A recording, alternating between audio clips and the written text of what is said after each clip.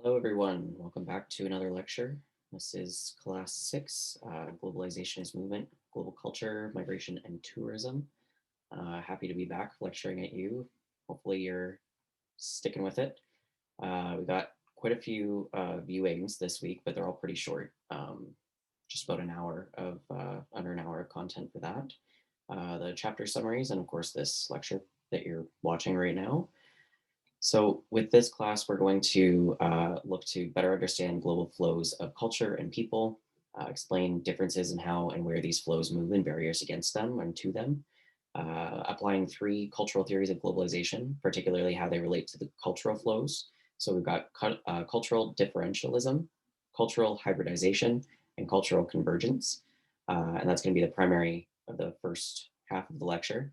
Then we're also going to explain the push and pull factors involved in shaping flows of people, identifying structures that expedite and impede barriers and flows of people.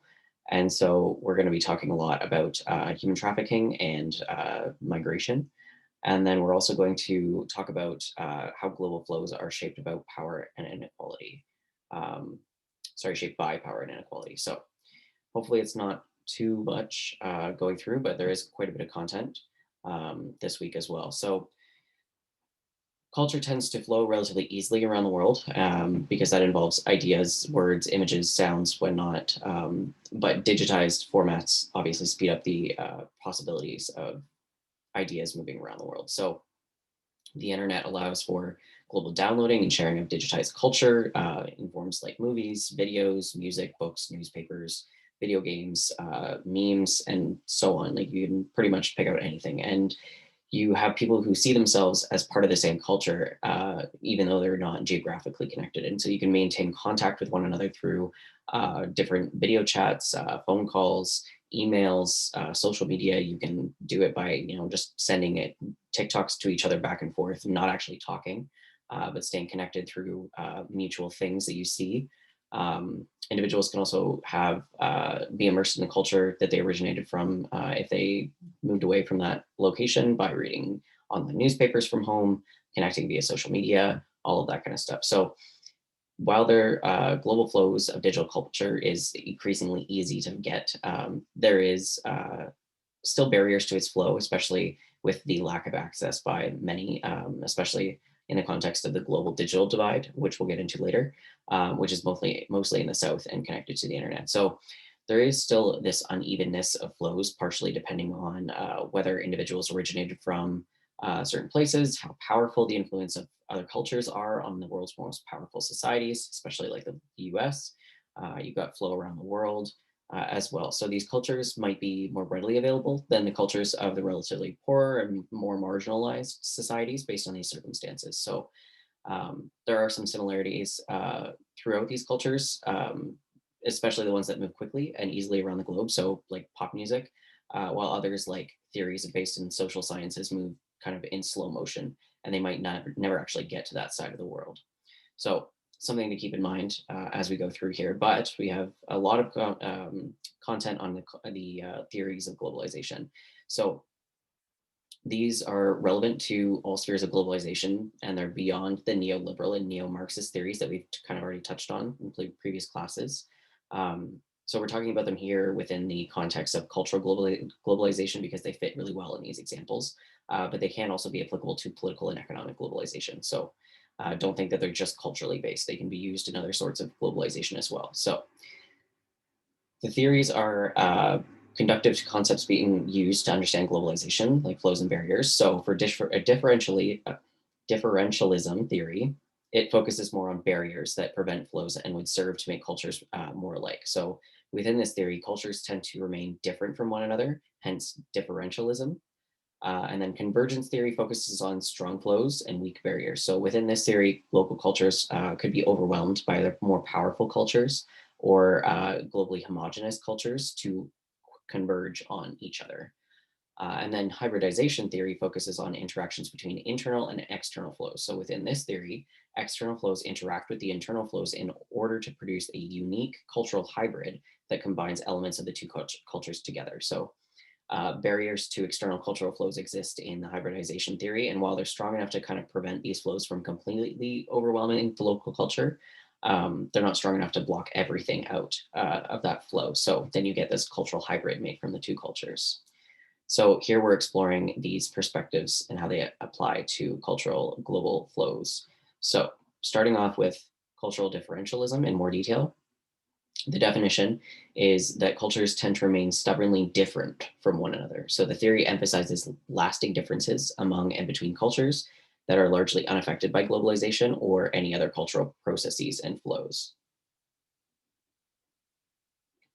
However, this is not to say that culture is unaffected by any of these processes, especially globalization, but it's to say that at their core, where they're settled in, they're not going to be as affected by them. So basically, they remain as much as they've always have been, and there's no changing the culture based on other cultures. So within this perspective, globalization occurs kind of on a surface level, and then it leaves the deep structures of the cultures unaffected by it in globalization. So kind of visualizing this, hopefully it'll make it a little clearer for you. So in one image, you have the world as a mosaic of largely separate cultures. Everybody's got a different color, everybody's shaped differently, everything's different.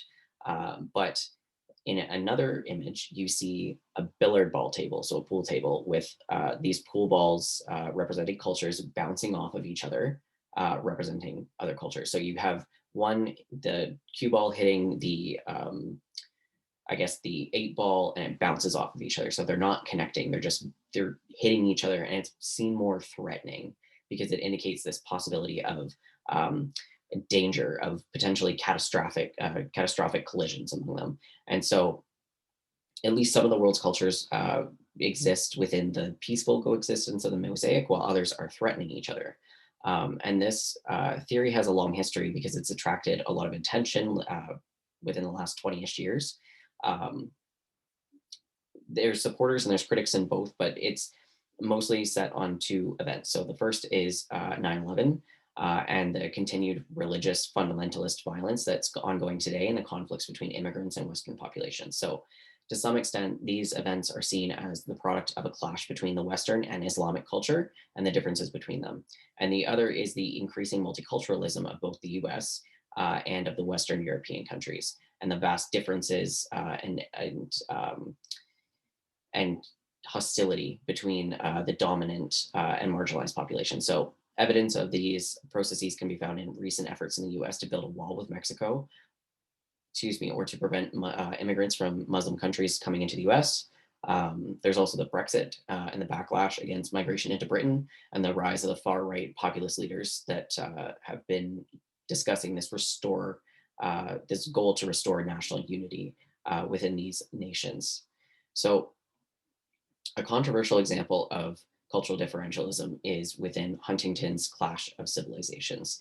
And so Huntington traces the beginning of the cultural or the current cultural world situation to the end of the Cold War, and that reconfiguring of the world from one that's got differentiation between political economic basis, where you've got the democratic and capitalist versus the totalitarian and communist sectors, to one that is largely flooded by overwhelming political economic differences and the Cold War era. So in the last 2 decades, these identities, the adversaries and the enemies have kind of resurfaced, whereas after the Cold War, they kind of decreased a little bit.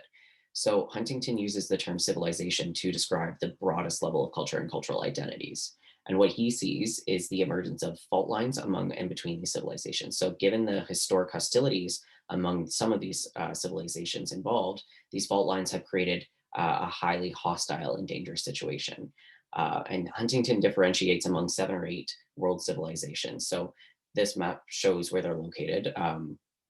You have the Cynic, Japan, which is sometimes combined with the Cynic as Far Eastern, Hindu, Islamic, Orthodox, which is centered in Russia, Western Europe, North America, and then that's also along and aligned with Australia and New Zealand, Latin America, and sometimes Africa, if they want to include Africa as well. So he sees these civilizations as differing greatly based on philosophical assumptions, underlying values, social relations, customs, and overall outlooks on life in general. So to Huntington, human history is the history of civilizations, especially these ones that are listed. And these civilizations share characteristics, including the fact that there's a great agreement on what they are. And although they lack kind of muddy beginnings, there's no real clear-cut boundaries between civilizations, which we still see them as real, even though there's not some line drawn in the sand. It's still metaphorically there, and we believe it and see it as real, even though the boundaries are provided by us.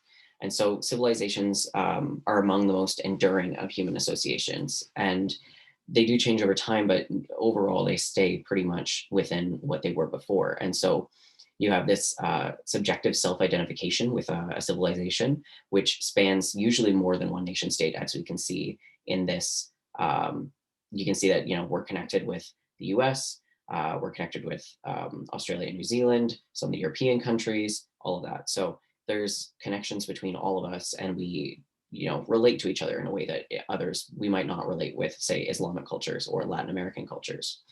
So Huntington's grand narrative of these relationships among civilizations is focused on going back to 3,000 years ago, this time period where you're pretty much around like 1500 BCE to 1500 CE.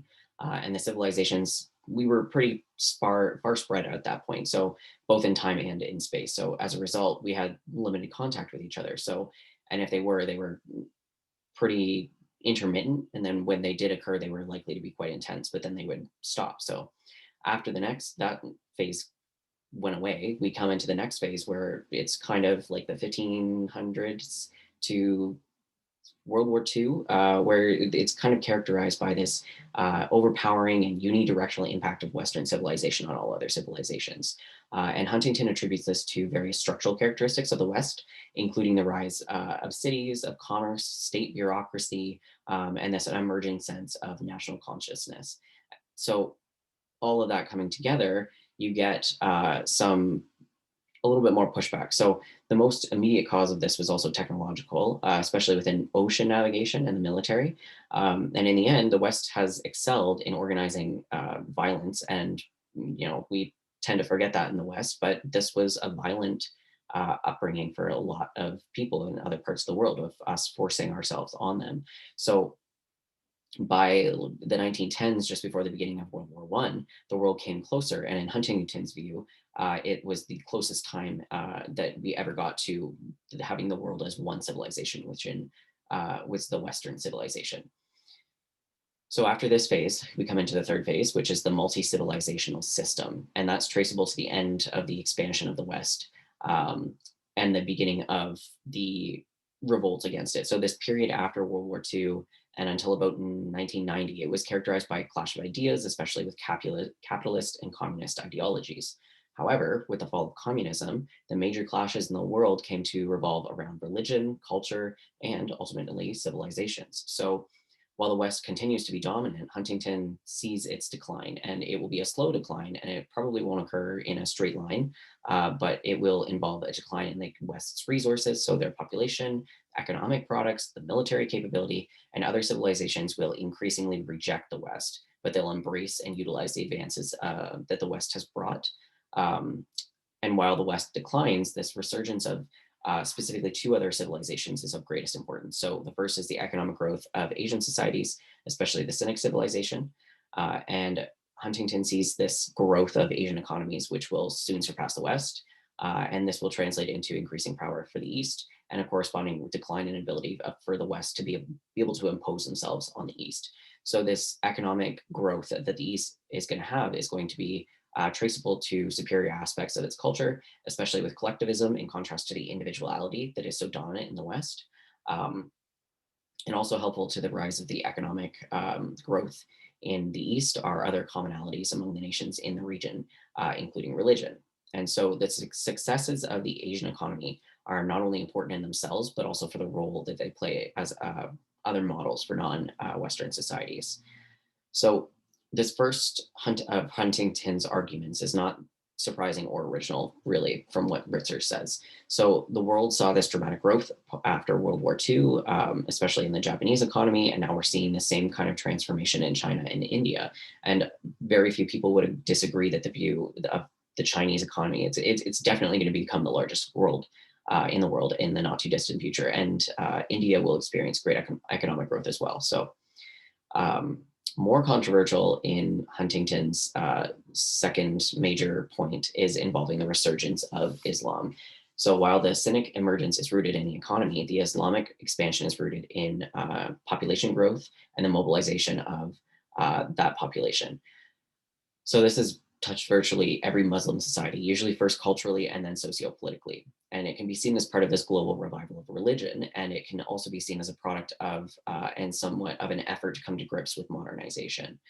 Um, so Huntington goes on pointing to these developments to paint kind of a dire portrait of the future of relations between the West and other civilizations, especially within Islam. So these conflicts will occur at the fault lines among and between these civilizations. And he kind of sees this dangerous clash in the future between the West, basically because they're arrogant, and Islam because it is intolerant, and then within the Cynic as well because they are assertive. So much of this conflict is resolving around the West's view of its basically null thought that is the universal culture and its constant desire to export that culture to the rest of the world. And so it's seeing that its declining ability to do that, and it's going, hey, I don't want that. I want to be the best civilization. I want to be the universal. So when the West is seeing this universalism, the rest of the world, especially within the Islamic civilization, sees that as imperialism. And more specifically, the West wants to kind of limit weapon proliferation, while other civilizations want the weapons, now the infamous weapons of mass destruction. So these conflicts, these notable instances of this conflict at the moment are pretty much the greatest association with the possible that Iran is constructing nuclear weapons, and China's recent military and economic expansion is going up. So that's pretty much what Huntington is getting at, but he's earned a lot of criticisms for that, and especially with his great hostility for controversial statements about Islamic civilizations and Muslims. So he argues that wherever Muslims and non-Muslims live in close proximity to one another, violent conflict and intense antagonism are pervasive. And so Huntington puts a lot of the blame on Muslims and what is, in his view, their tendency toward violent conflict. So he argues that from the beginning, Islam has been a religion that has glorified military values, and that there's a history of Islamic conquest. And the relationship between Islam and civilizations has historically been one that is, Western imperialism and military adventurism, that's going to be a key target for Islam. And so Islam lacks this core state to be able to exert this kind of control and the various elements that it's constituted its civilization. But for Huntington, these pressures are being created by the demographic explosion within Islam. There's a high birth rate in Islam, which will force a lot of people to move out of the heart of Islamic society in search for income and work. And this will serve to bring Muslims and their culture into more contact and conflict with other civilizations. So Huntington is concerned about the decline of the West, especially with the US. And he sees the US as threatened by the increasing multi-civilization or multicultural character. So for him, the demise of the US is effectively means the demise of Western civilization. And without this powerful uni-civilization, the US is going to become minuscule at best.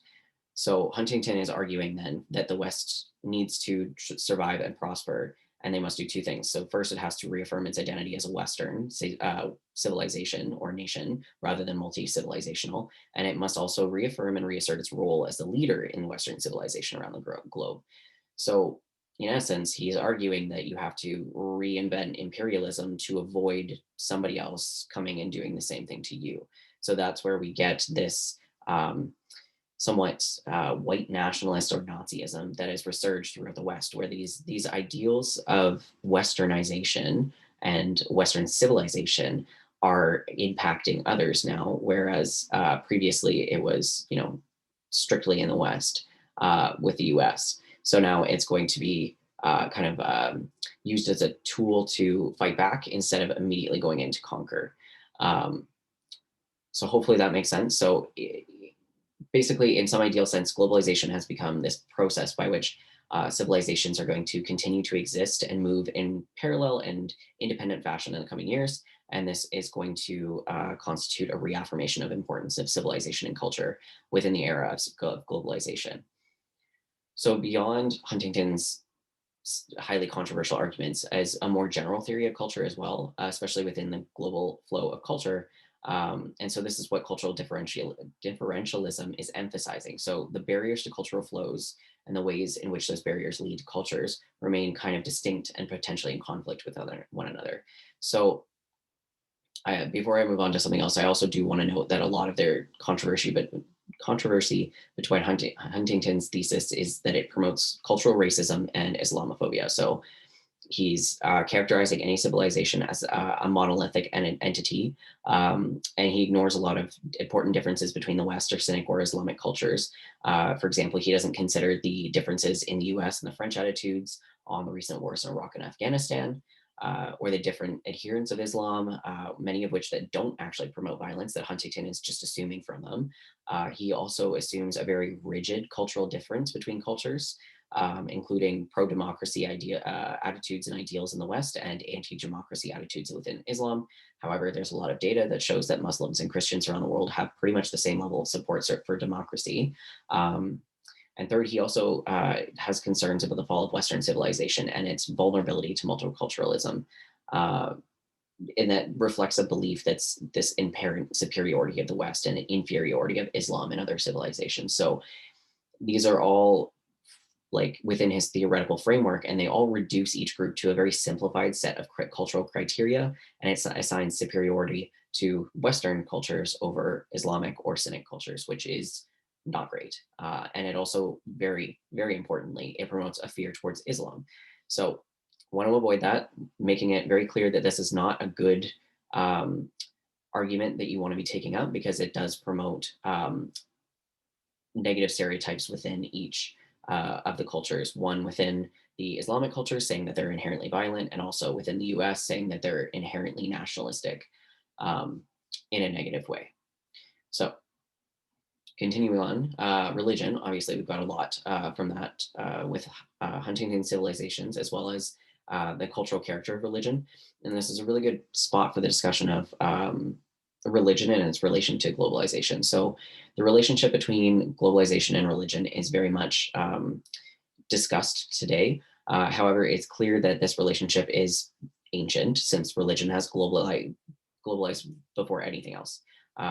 It focused, if you kind of focused on religion only, it could be argued that globalization is at least 2,000 years old, hence 2021, and undoubtedly much older than that. So while this global spread of religion is nothing new, it's taken on a new magnitude of importance within the contemporary era. So we've got a couple of religions here, the main ones that people adhere to. So Islam. It is focused on one God, the universal law, jihad as a global project. So when the founder of Islam, Muhammad, lived in the 7th century, Islam was brought in with Muhammad's death, and it spread as far as Spain and China. And so the lands encompassed by Islam were seen as the center of the world, with everybody else subordinate to it. So important in its spread was this universalistic worldview where Muslims were not a chosen people and humanity had a common destiny. So the universalistic ideas led to this belief that they had to be diffused throughout the world. So on one hand, that worldview led to a global mission to kind of rid the world of competing idea systems, such as idolization and superstition. So Islam saw itself as going beyond, but not destroying Judaism and Christianity.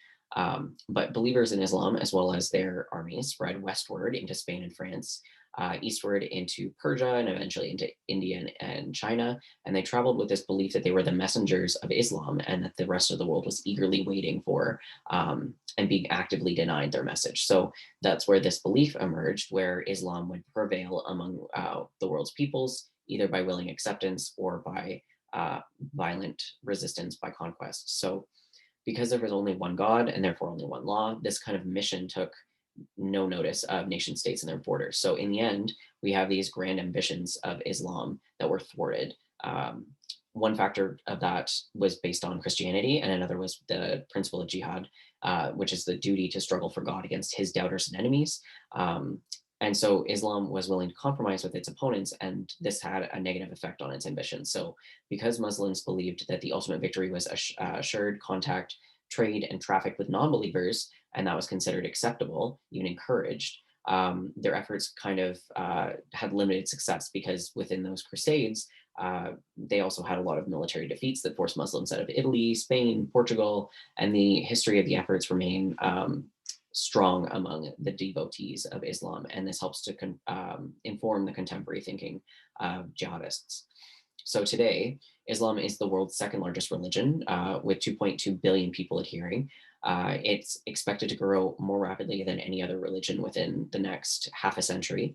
Um, and it's also expected to surpass Christianity as the world's largest religion. So the current Muslim majority countries cover wide space running across northern Africa into the Middle East and into Pakistan. Islam has also spread throughout the West as a result of people migrating in search of work. And so there's very large Islamic populations in Europe, especially in Great Britain. But Islam has also spread more broadly into the US and Australia. So there are transnational Islamic communities, and these are held throughout the internet, as well as international organizations that serve to hold these populations together.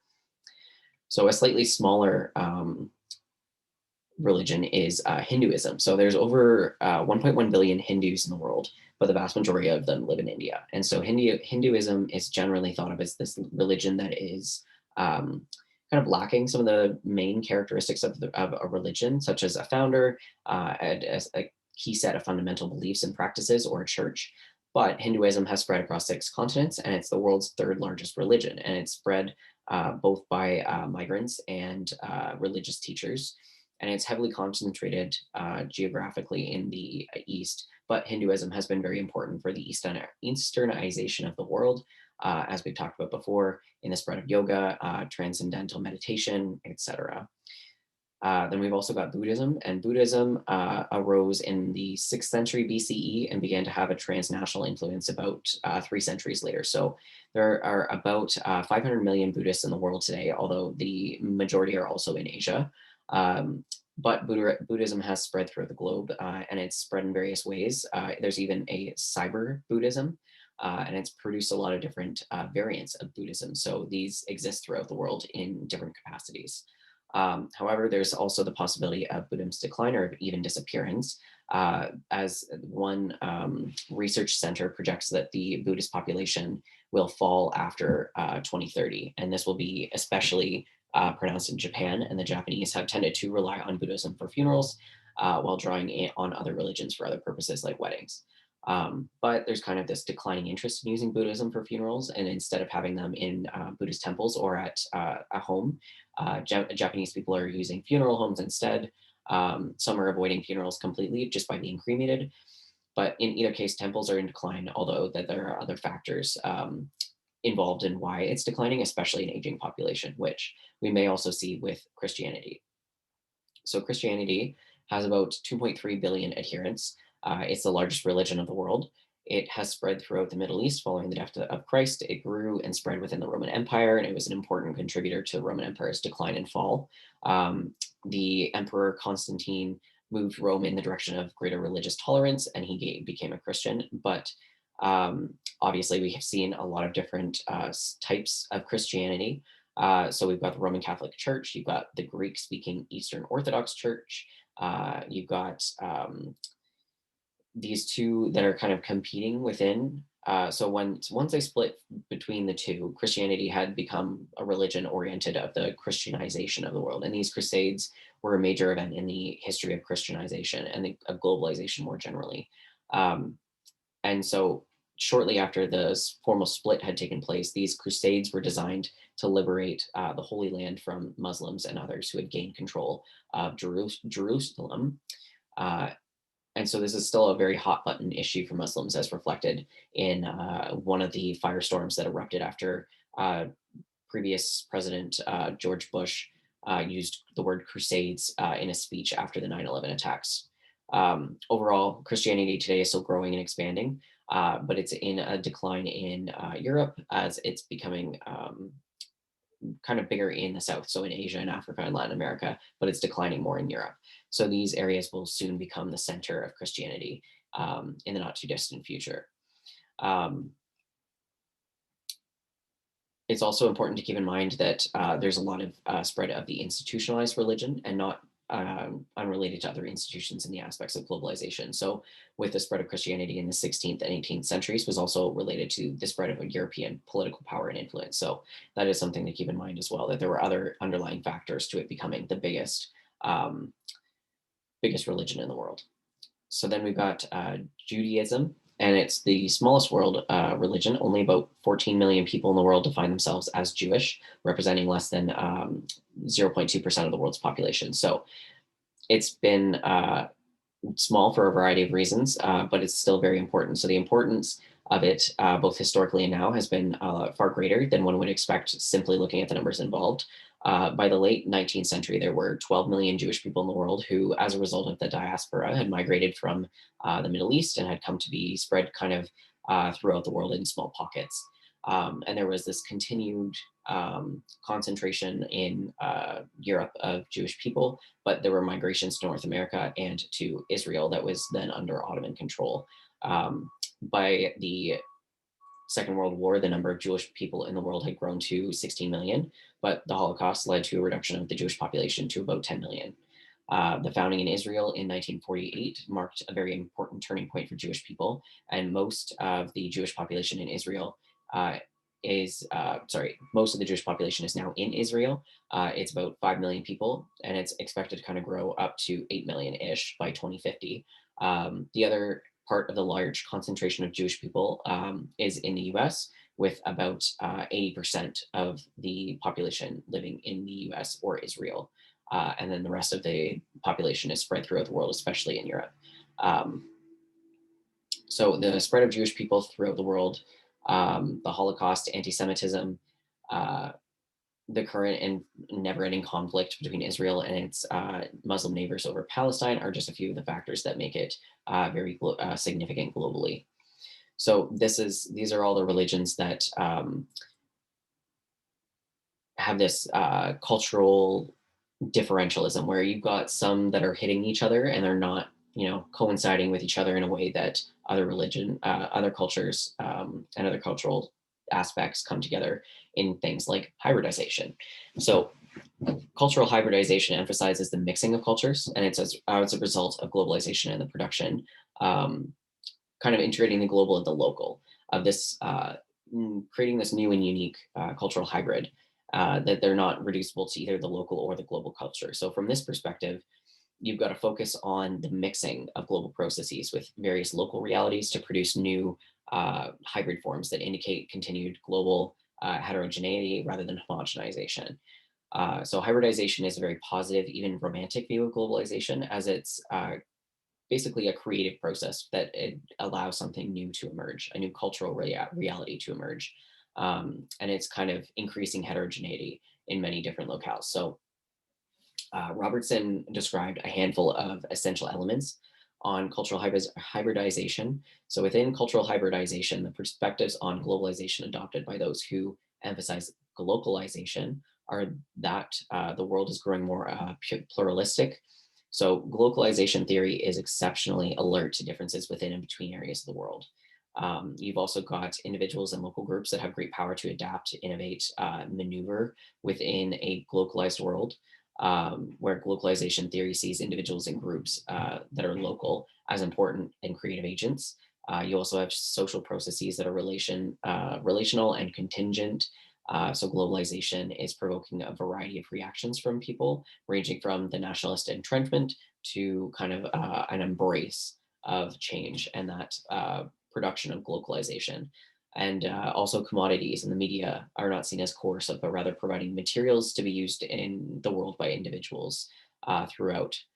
So to emphasize the most important related concepts in cultural hybridization, these are the three. So hybridization itself is a term emphasizing diversity associated with the mixtures of the global and the local, opposed to the tendency of uniformity and that universalism that Westernization has brought on. So a cultural hybrid involves the combination of two or more elements from different cultures or parts of the world. So among examples are Ugandan tourists visiting Amsterdam to watch a Moroccan woman engage in Thai boxing. Or you could have Argentinians watching Asian rap performed by a South American band at a London club owned by a Saudi Arabian. Or you have the more mundane experiences of Americans eating Irish bagels, Chinese tacos, kosher pizza, and so on. And so obviously the list of hybrids is very long and growing rapidly as everything hybridizes. If that's a word, I don't think it is. There's increasing hybridization, essentially. The contrast, of course, would be the uniform experiences like Canadians drinking Tim Hortons coffee, an American eating a hamburger, a French person in France eating quiche, or somebody eating sushi in Japan. So those are all, there's uniform experiences. A Canadian is doing something that you would expect a Canadian to do versus somebody, an Argentinian watching Asian rap being performed by South Americans. So these examples, hopefully you can see the contrasting examples there. If you can't, there are two other contrasting examples with Muslim Girl Scouts and salsa dancing. So Muslim girls are now wearing Girl Scout sashes that have American flags, the troop number, and merit badges, along with their headscarf that is traditional Muslim garb. So for Muslim girls, the Girl Scout garb tends to reduce tensions when they interact with non-Muslims. And they'll do things that you would expect American Girl Scouts to do, like having s'mores and hot dogs at a barbecue, but the foods are going to meet the dietary restrictions of Islamic law. So the hot dogs are made of beef instead of pork. And Girl Scouts have also adapted to Muslims, where you've got troops that are predominantly or wholly Muslim. And so in one mostly Muslim troop, Girl Scout promises are to serve Allah in my country and to help people and live by the Girl Scout law, which is different from the American version. And some Muslim Girl Scout groups also hold events to teach other troops about their faith to dispel misconceptions. So instead of, having this constant differentialism going on, they're kind of integrating each other together. And then you've also got salsa dancing, which is a Latin American export, which has become a global dance craze.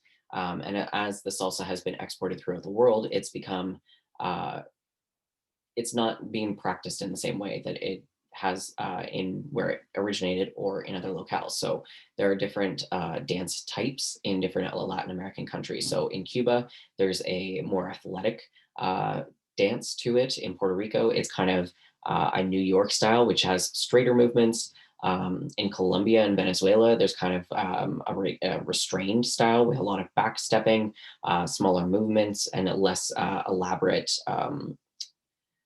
arm movements as well. So these versions of salsa dancing have been localized, becoming more unique to the local cultures, even within Latin America, let alone throughout the world. So these are the three main things. And I think I forgot creolization as well, unless it's down further in my notes here. But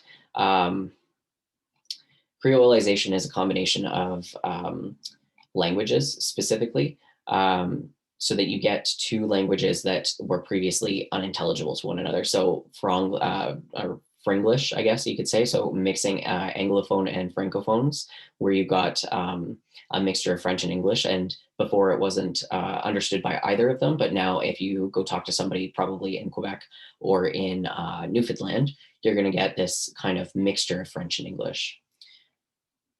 There's also these scapes by Abadari. So these scapes are emphasizing the different concepts of global flows and disjunctures among them.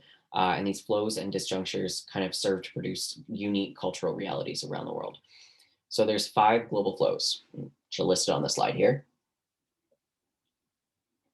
And the reason why they're called scapes is because this allows us to communicate this idea that they have more fluid or regular and variable shapes, so they're not consistent with the idea of heterogenization or homogenization. So the fact that there are a number of scapes and that they operate independently of one another to some degree and can sometimes be in conflict with one another kind of makes this perspective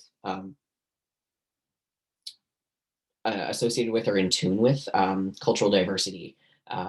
And so these scapes are interpreted differently by different people, ranging from how individuals view it to face-to-face groups, subnational groups, multinational corporations, and nation states. And so these scapes are navigated by individuals and groups on the basis of their own interpretations of them. So basically, these scapes are imagined worlds, and those doing the imagining can range from those who control them or who those who live in them. And while this power lies within the control of their imagination, this perspective gives to those who merely live in the scapes or pass through them the power to redefine the scapes and to subvert them. So we have ethnoscapes, which involve those who are in mobile groups and individuals on the move. So tourists, refugees, guest workers that play a very important role in the rapidly changing world. And so this involves actual movement as well as fantasies about moving. So a resident from Argentina dreaming to move to Germany. So you have this ever-changing world, and people cannot afford to allow their imaginations to rest too long, and they have to keep this fantasy of movement alive. You've also got technoscapes, which are this global configuration of high and low mechanical and informational technology and the wide range of material through tweets, memes, videos, emails. Even though email is kind of less important now for social connection other than work or something. But all of these move so freely and quickly around the globe and across borders that we were not seeing before. You can watch one TikTok and you'll have six different TikToks. And honestly, by the time that I use this example, like I don't know if anybody's on TikTok and is in the uh, I can't remember what it's called, Five Nights at Freddy's, whatever that video game is. I've never played it, but all I can hear now are all of these TikTok sounds talking about Five Nights at Freddy's and all these different versions that people are coming up with. Um, but it's going to be out of date within 2 weeks. It's not going to be heard anymore. And I'm recording this January 27th. So if you don't even remember this TikTok coming up and you're on TikTok regularly, that's an example of the technoscape, how fast it moves. These memes become out of date. And if you want to remember a meme, you have to go to knowyourmeme.com and figure out what's going on to be in the know if you missed it. There's also financescapes, which have large processes around money being moved around nations around the world. And it's at huge speeds, great speeds through commodity speculations, the currency markets, including cryptocurrency, stock exchange. And there's a lot of importance in escape because of the ups and downs, and you've got the great recessions, and it's spreading rapidly out throughout the world. So when one country goes down, we all go down. You've also got mediascapes that involve electronic capacity to produce and transmit information.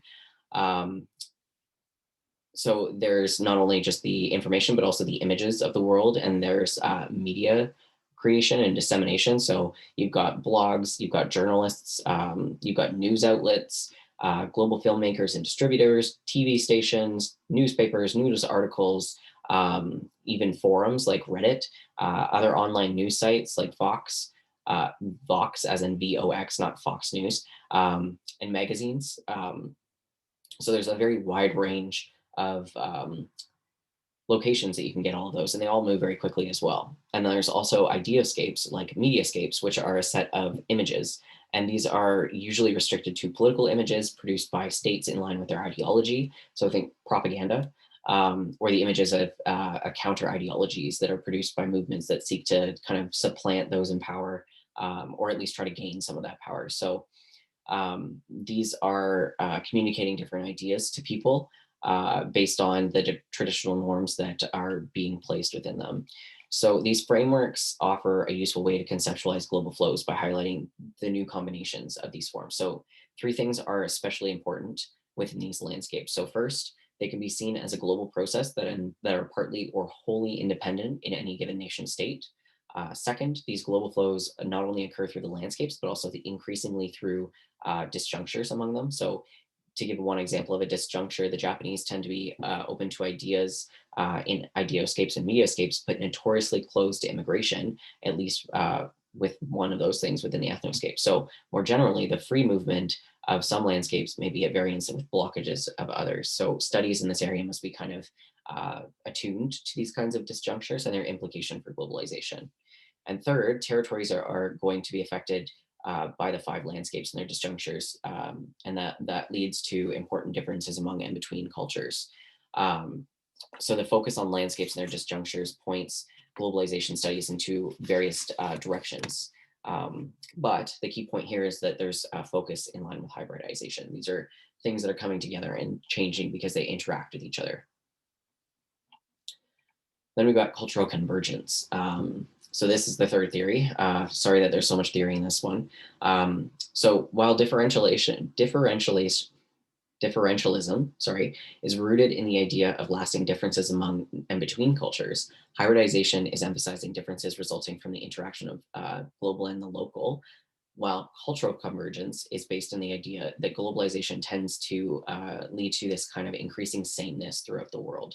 And so people who support this perspective see cultures changing, sometimes radically, as a result of globalization, specifically related to the flows of global culture and the relative weakness of the barriers to those flows. So the culture of the world is seen as growing, increasingly similar, and in some degrees, it's completely similar now. It's not just grown, it's at that point where it's the same. And so there's this tendency to kind of see global assimilation in the direction of dominant groups and societies in the world. And while the different perspectives discussed here do focus on cultural convergence, they don't argue that it's all happening in globalization and is impeding on all local cultures or making them all disappear or even being altered in some fundamental way. So that's not the point of this. It's more talking about how it's overwhelming local realities or changes them dramatically. And those realities frequently survive in one form or another. But one example is this delivery system of home cooked meals to workers throughout Mumbai. So it has an estimated population of over 22 million people. It's a lot of people to feed. So they have what are called daba wallas. And so daba is a food box and wallas are the people who deliver them. So the daba wallas pick up the food from people's homes who cook the meals and they deliver them to customers via local railways, push carts, and they pick up the food boxes afterwards. So the system works by having the lid marking with a code combining numbers, letters, colors, basically a system for identifying the delivery address. Because a lot of the double wallas can't read, so they can't just look at a delivery address. They have to know the system. It's basically a code for them to understand.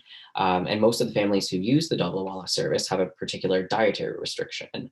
And so there are Hindus who don't eat beef. There are Muslims who don't eat pork. There's those who don't eat meat at all, so they're vegetarians, and those who do.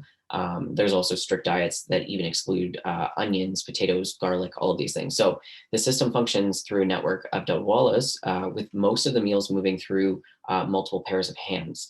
And so this practice is unique to Mumbai, where you have over 200,000 transactions occurring daily. And these dawwalas are so efficient and they do all of this work with so few errors that they've actually been studied by management firms and consultants and global corporations like FedEx. Um, and the system has been in place for pretty much like over a century, despite competition from new companies that have been equipped with maximizing apps, and they've continued to be a business for several years. Um, so that's one example. The other main idea within cultural convergence is cultural imperialism.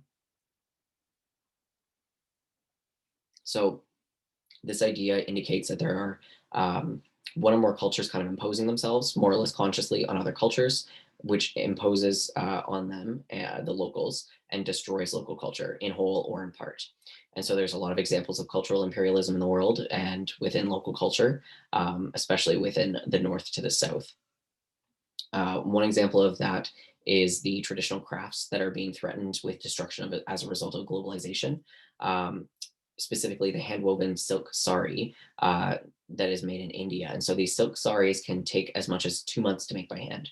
They involve very elaborate designs. They're made with strands of gold thread and green silk. And there's about 1 million sari makers in India, and they're threatened by machine-made saris. So while these saris are also made in India, they're employing far fewer and less skilled workers. Others are being made in China, and so it's moving to a different part of the world. And so, as a result, this local cultural product, the silk sari, and this practice, making the saris by hand, and the practitioners, the skilled sari makers, are all being threatened by one mass production of saris in often polyester fabric made by machine by less skilled workers in China. So you have this movement um, away from the local culture, and it's being imposed by cultural imperialism through China. Another example is the destruction of India's professional letter writers. So before, traditionally men would place themselves in prominent locations like near a post office, and they would write letters for poor or illiterate migrants. And so they'd be paid very little for this, but these letter writers were able to survive well off their earnings. But with the spread of cell phones, which is another product of Western culture into India, this is including the possibility of text messaging, and it's making professional letter writers obsolete. Um, just as we see in our, snail mail is no longer a thing in North America, that's also happening over in India. Um, so these destructions are at play, but they also bring in some benefits in the fact of, at least for Indian letter writers, where you've got the children of these letter writers obtaining jobs in telecommunications, often at a higher pay than what their parents ever earned. So although these are disappearing, and there are other disappearances in the same ways that bank tellers are being replaced by ATMs, and phone booth operators are being replaced by cell phones, and rural money lenders and loan givers are now being removed because supermarket chains are doing business directly with farmers. So there's no need for this middleman.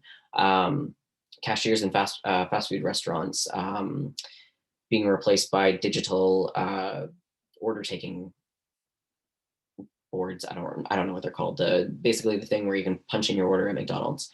All of these are kind of destroying this cultural practice that was indigenous to India, as well as the occupations that engage in those practices. And they replace them with other cultural practices and occupations that are more global in character, and they're less tied to a specific nature of the Indian culture.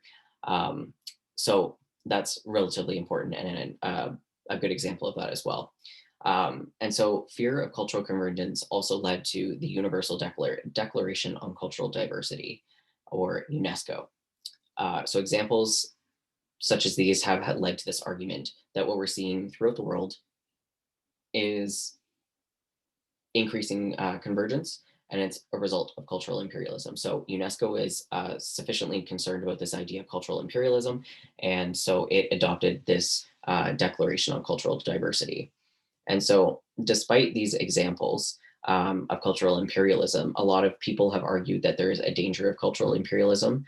That the danger of cultural imperialism is exaggerated. So one scholar, Featherstone, was a really early critic of the global culture, as well as the associated ideas with cultural imperialism and global homogeneity. So he said that the process of globalization does not seem to be producing cultural uniformity. Rather, it makes us aware of new levels of diversity. If there's a global culture, that it would be better to conceive it not as a common culture, but as a field in which differences in power struggles and cultural prestige contests are played out.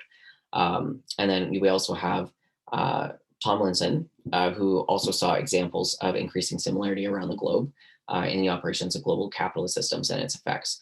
But there are also a lot of global differences and countervailing trends. So globalization is very uneven, and it neglects and even excludes some areas. So for Tomlinson, globalization is not quite global, which that's something that we've already talked about previously in this course. However, he is very critical of this view that global culture is being formed generally because of cultural imperialism coming from the West, especially in the US. And it's involved in this idea that there's this simultaneous loss of distinct non-Western cultural traditions. And he sees this perspective as focusing on the superficial issue of the global distribution of cultural goods like Coca-Cola, iPhones, Big Macs, and all the rest. Um, and so pretty central to this idea of Tomlinson's is that there's this issue of deterritorialization. Sorry, let me say that again. Deterritorialization, or this declining significance of the geographic location where the culture is existing. So this culture is no longer being tied as it used to be to this constraints of the local geography. And so that means for Tomlinson's terms of global connectivity, that it is reaching into local culture and these localities of everyday life.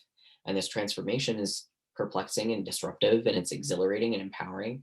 But it's involving this penetration of everyday life by distant forces and this dislodging of everyday meanings from the previous anchors that were there in the local environment.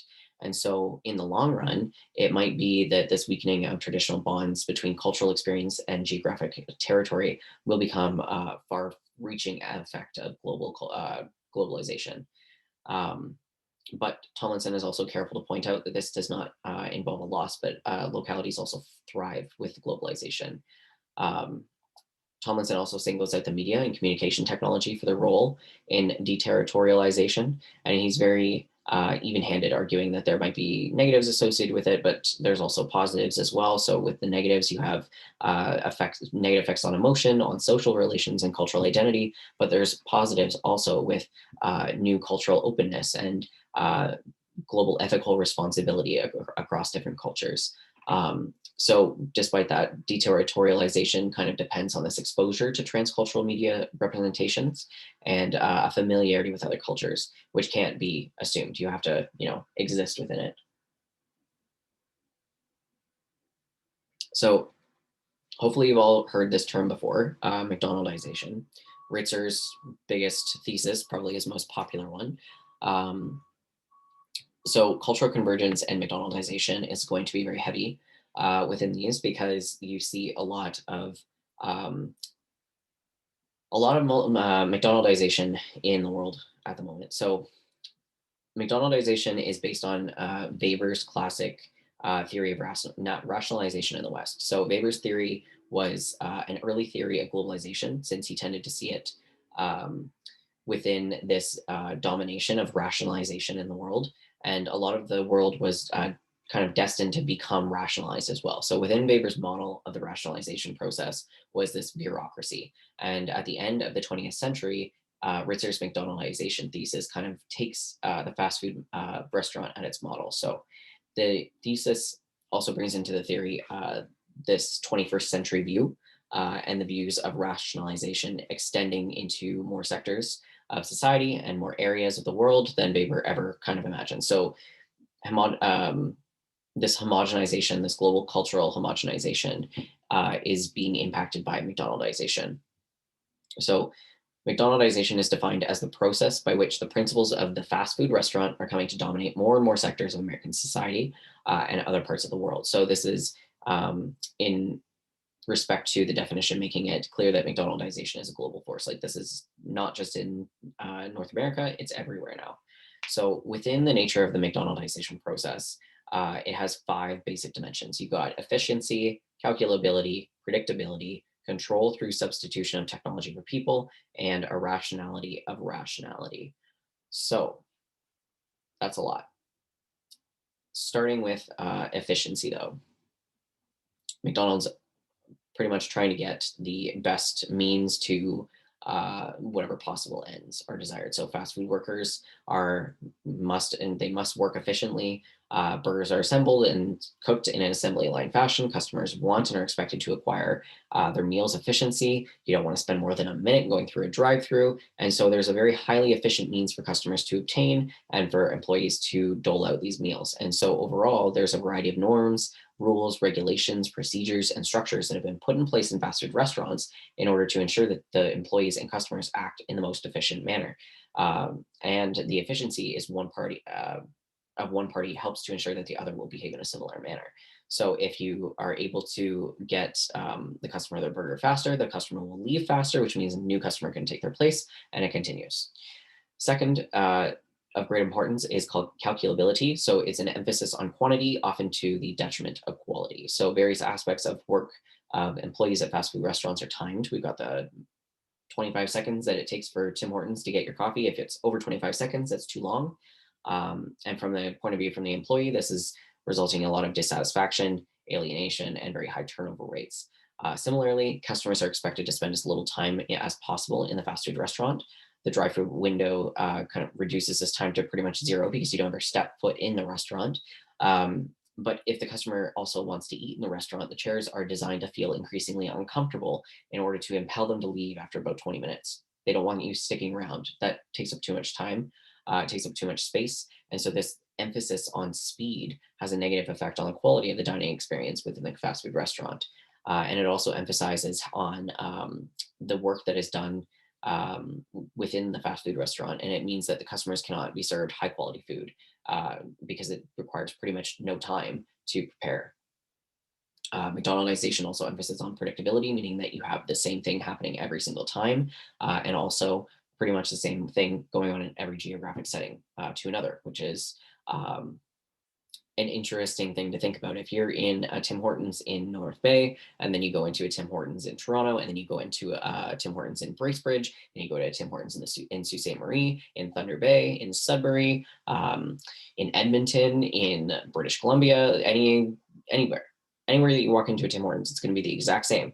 Whether or not they've done the updates and renovations to make it look the same, it's still getting the same thing out there. You've got the same signs on all of the donuts. You've got the same menu options being given. You've got the same coffee turnover for 20 minutes that you have to write it on the pot and then it's thrown out, unless they've taken out their pots. I think the Gravenhurst Tim Hortons did. Anyway, I thought that was weird after working at Tim Hortons for so long and then, leaving and seeing them not have coffee pots anymore. I thought that was odd.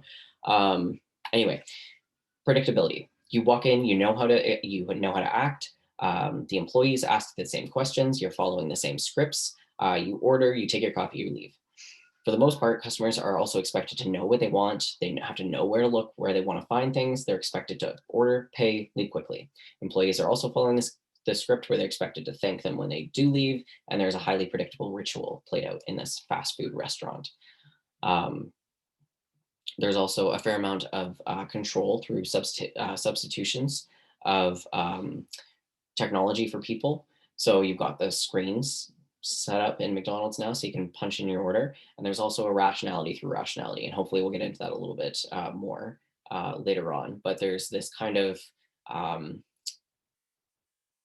the irrationality of the rationality is kind of signaling to people that you have to be rational, and it's irrational to be rational, but you're going to be rational anyways because that makes it easier for you to function successfully. So despite whether you're thinking, well, I don't want to eat a stale burger because it's functional for you, you're going to do it anyway because the McDonald's is offering that to you, and it's quick, it's easy, and you're going to do it anyway. So even though it seems irrational to do that, it's rational.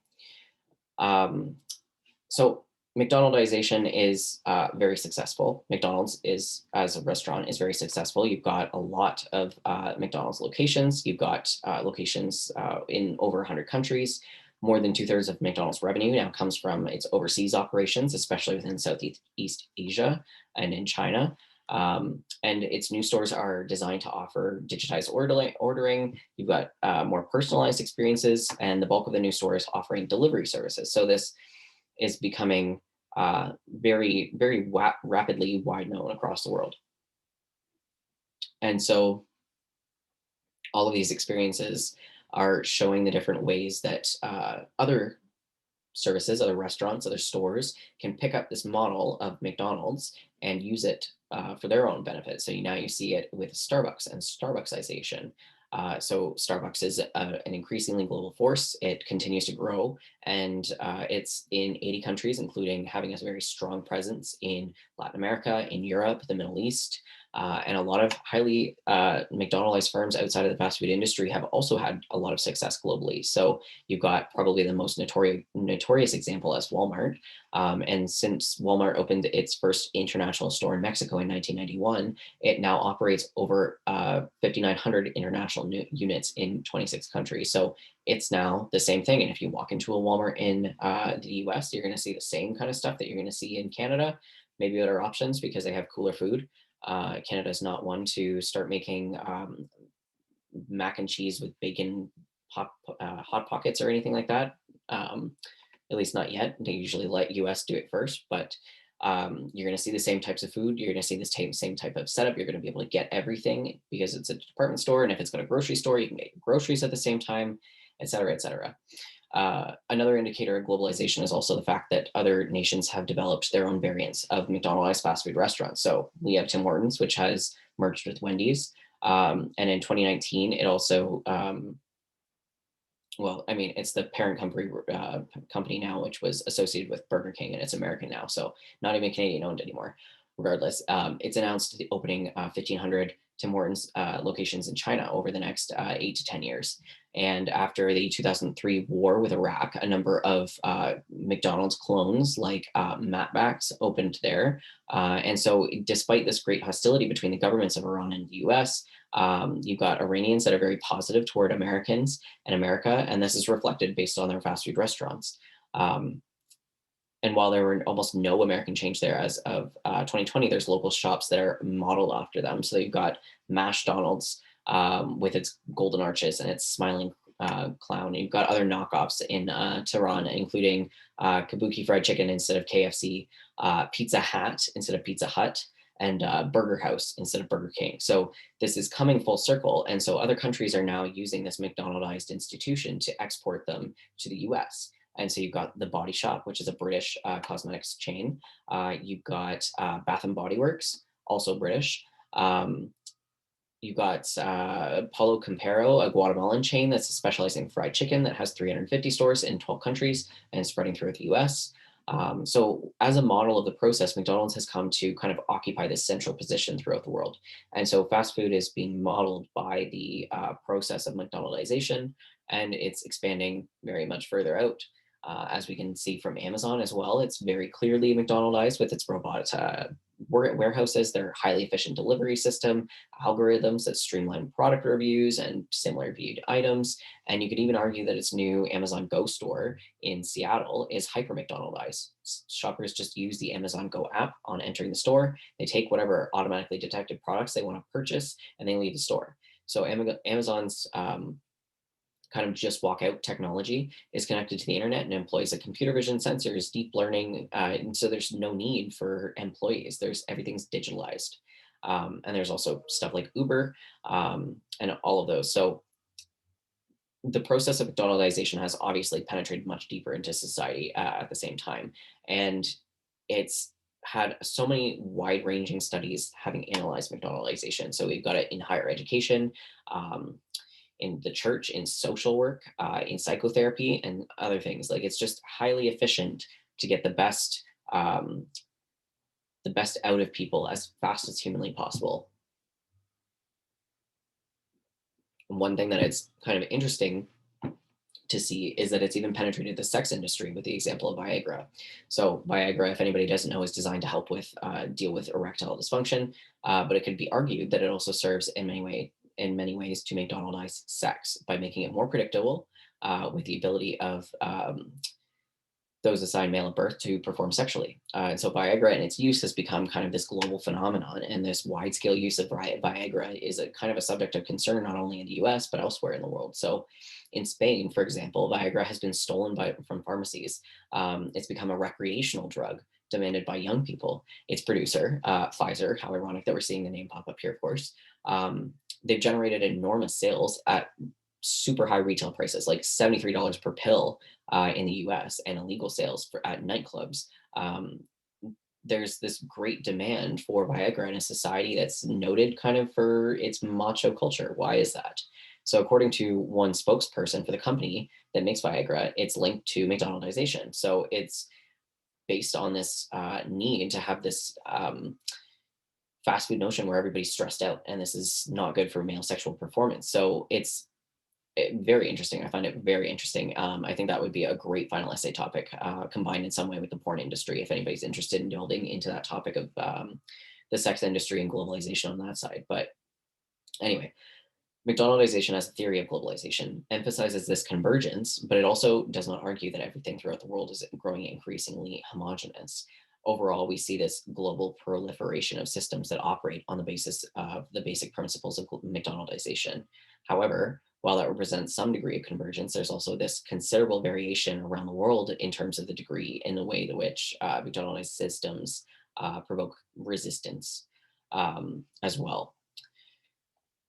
So on cultural convergence as well, there's also the globalization of nothing. So this is another thought from Ritzer. And like McDonaldization, it implies this convergence as more and more nations around the world are increasingly characterized by these various forms of nothing.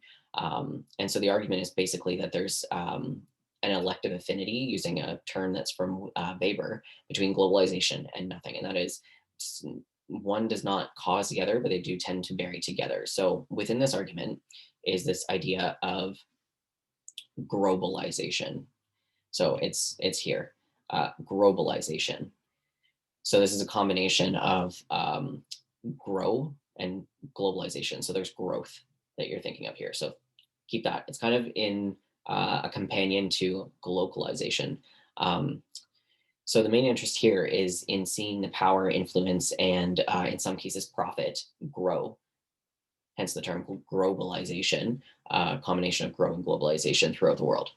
So this globalization involves a variety of sub-processes. So capitalism, Americanization, and McDonaldization. And these are central driving forces in globalization. And they also have great significance in the world, um, worldwide spread of nothing. So nothing involves empty forms. They're forms devoid of any content. It's easier to export empty forms or nothing throughout the globe than it is to have forms that are loaded with distinctive content or something. So these nothing forms are most likely to be rejected by some cultures and societies because the contents conflict with the local content. In contrast, since they're devoid of distinctive content, these empty forms are less likely to be coming in conflict with the local cultures that are there. So in addition, these empty forms have this advantage from the point of view of globalization, including the fact that they're so minimalist that they're easy to replicate over and over. And they have a very good cost advantage since they are so really like there's nothing in it. So there's relatively no cost to produce it. So what this, an example of this is the shopping mall. So chains of malls. They're empty structures that are easily replicated around the world. These malls could be filled with an endless array of specific content, um, local shops, local foods, something that could vary enormously from one locale to another. However, increasingly they're filled with chain stores, something meeting the definition of nothing, carrying this wide range of various types of nothing. It's chain stores throughout the world that are selling the same goods, more or less the same everywhere in the world. And since more and more countries are using these malls, these chain stores, and these chain store products, this is an example of globalization of nothing and this increasing global convergence. And so there's these four subtypes of nothing, and all of them are largely empty spaces and are being globalized. So there's the mall, as we talked about. There's also chain store products and credit cards. So there's little to distinguish one credit card from the billions of others. If you got, let's say, a Canadian Tire Triangle credit card, or you got the PC Optimum credit card, whatever that is. So anything that collects points. What's the difference between these credit cards? There really is none. It's just somebody else's chain credit card. But you're still paying the company to have it because of annual fees and interest that you're making on other purchases. You also have non-people that are employees that are associated with non-places. So you've got telemarketers who could be anywhere in the world that interact with everybody, and they heavily rely on scripts. So they're basically just a computer, but somebody verbally saying it. And then also non-services like ATMs, where they're providing the same services that you would at a bank, but you don't actually have to talk to a bank teller. So this global proliferation of these non-things, non-people, non-services is another indication of increasing convergence of the culture of McDonaldization. It's making it more convenient for us, and it's easier to do all these things, but they're also nothing at the same time. You could pick up a credit card from Capital One, from Canadian Tire, from I guess Shoppers Drug Mart. I don't know where you actually get the PC Optimum ones. Um, or Walmart's credit card, or you see what I mean? Like you can pretty much go into any store and they're all going to have the exact same services. And they're all going to have the same kind of scripts. They're going to have an incentive to get you to pick it up and then pretty much just take your money afterwards. So that was a lot. There's also the globalization of sport. I recommend that you look into this if you're interested in sport, but to save time, I'm just gonna let you have that slide as a jumping off point because it is also another good cultural flow to get into, but it gets into lengthy discussions. And I'm sure that this is lengthy enough as it is. So we're gonna switch gears now into global flows of people. So flows of people. In the recent Brexit vote, a lot of the people that were saying that they wanted to have Brexit leave, so the pro-Brexit voters, were citing fear of immigration because that was the reason that they wanted to get Brexit out or Britain out of the EU. And that was also very successful in Trump's campaign for US president. One of his biggest promises was to build this wall, keeping Mexicans out of the US. So this fear of immigrants has helped drive a global rise into nationalist populism and this backlash of influx of migrants. So there's millions of migrants around the world, and this prospect of migration offers this opportunity for improved lives and reconnecting with family. And many countries still rely on immigration to grow their labor force and the economy, especially in Canada. And so this section of the lecture is talking about global flows of migrants that remain to be one of the most contentious dimensions of globalization today. And so these global types of flows can be related to our key interest in global flows and barriers. So many migrants, especially if they have what is considered to be low skills or undocumented, have great difficulty moving in the world because they are heavy. If they lack education and training in a particular skill, trade, or field, then it's going to be harder for them to get work, which means that it's going to be harder for them to stay somewhere because they can't afford to live there. And so because of this, they have a lot of barriers that impede their movement. Other migrants are much lighter because they have valuable skills that are in high demand and are often encouraged through favorable migration policies, and they move freely through the borders, such as having college or university credentials that are highly sought after in different fields. Similarly, you also have human traffickers that face some barriers in moving their heavy victims within nations as they continue to find porous borders and contribute to the explosion of trafficking that has occurred in the last few years. I do want to note here that while I'm differentiating between high and low skill workers, there are no workers that are literally low skilled. All jobs require skills, and no one should be placing inherent value on jobs that don't require a specific credential to do them. So I'm thinking in particular here with minimum wage jobs. These jobs do require skill and are just as tough as jobs that require specific education. They just differ in what makes them hard to do. So I apologize for any elitist language surrounding this lecture and the future ones within the academic sector, because the academic sector is using this high and low distinction still to discuss the differences between workers' formal credentials and their resulting skills. So don't take offense to that. It's not supposed to be meant that way. It's just the associations that academics have put on them. Anyways, migrants. There are a great deal of people who move throughout the world. And so a lot of this movement comes from migration. And while migration can occur within a single country, we're going to be talking about it in an international way. So the United Nations defines an international migrant as anybody who lives temporarily or permanently in a country they were not born in. And so this has acquired some significant social ties to this country. So within that definition, the United Nations assumes that there's about 272 million international migrants, or about 3.5% of the world's population. So this means approximately 1 in every 30 people in the world is an international migrant. And to some observers, this represents a large and growing number, and in fact constitutes an increase of 0.7% of the world's population since 2000. However, to other people, there's this sense that we live in a global era that's unprecedented in international migration, and it's being exaggerated, and these migration flows are lower today than they were before the First World War. And so while international migration has ebbed and flowed over time, the current rate is unspectacular in comparison to the recent past because of COVID. But regardless, these migrants are some of the migrants that we're going to be talking about in this half of the lecture. So you got temporary labor migrants, irregular migrants, highly skilled migrants, forced migrants, family reunification migrants, return migrants, and there's also several changes that we're also seeing. So who is a migrant, including migrants who have been more likely to be of working age, moving from a developed country, and an increase of global south to south migrations. So this is a good map to see international migration. So while there's contemporary numbers that might not be as impressive in comparison to the past, migrants do make up a good portion of the population of many regions and countries. So in Europe, you've got about 82 million. In Asia, you've got 84 million. In the US, you've got the country with the largest migrant population. In 2019, you had 51 million people who were foreign born, which is 15% of the US total population and about 18% of the world's international migrant population. The US-Mexico corridor is also the world's largest route for international migrants. So other countries with large numbers of international migrants include Germany and France, Saudi Arabia and the United Arab Emirates, Malaysia, Singapore, Thailand, Mexico, China, Russia, Syria, India. There are very, very large countries, growing countries because of migration. So there's a combination of things that cause people to migrate. So there's push factors and there's pull factors.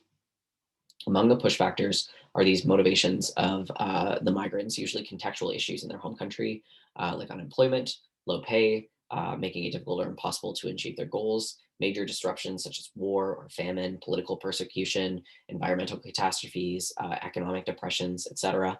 And then there's pull factors like favorable immigration policy in the host country, higher pay, lower unemployment, family reunification, formal and informal networks, such as countries that cater to migrants, labor shortages, and a similarity in language and in culture between home and host country. So these factors are being added in the new global age, but there's this global dispersion of information, which makes it easier to find out and about and be comfortable in a host country. So you have better interaction between global and local networks through formal networks that are mediated by modern technologies like phones and cell phones and the internet. And so it makes it easier to be able to migrate.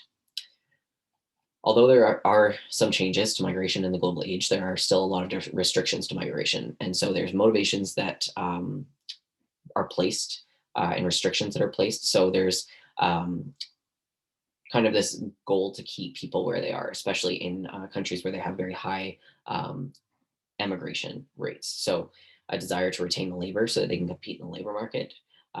Basically, if someone's leaving their country due to low wages, the nations are trying to make it more difficult for people to leave, thus keeping them stagnant in their low wages. There's also the influx of immigrants causing local conflicts. So we see this within the US with Trump's Build a Wall campaign. You also have concerns about terrorism, whether or not they're justified is another case. Some exceptions are the EU, which has better migrant policies for migrants located in the countries in the EU because they can move a little bit easier. So as we can see, migration is very closely related to the role of the nation state, and that the nation state is pretty much the deciding factor for who's allowed in and out of their country. So with labor migrants, there's this the precise push and pull factors are usually the way that we kind of observe and differentiate between the types of migration. So the first form is the temporary labor migrants, which include guest workers, overseas contract workers. These migrants move country to country to work for a limited time, and then they have the intention of sending a lot of their income back to their family. Similarly, you also have irregular migrants, also known as undocumented migrants, who are people who move across borders without proper documentation or overstay their approved permits, like their visas. And usually they do that for economic reasons.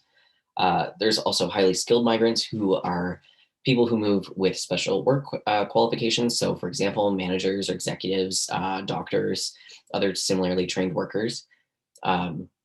Who are responding to a more favorable labor market or the needs of the transnational corporations and international organizations. So when coming from less developed countries in the global south, the exit of these highly skilled migrants can also contribute to brain drain, which we'll discuss within the dynamics of labor migration at the end here. So starting with the first thing that I mentioned are remittances. So remittances are the income going back to the host country and the immigrant's family.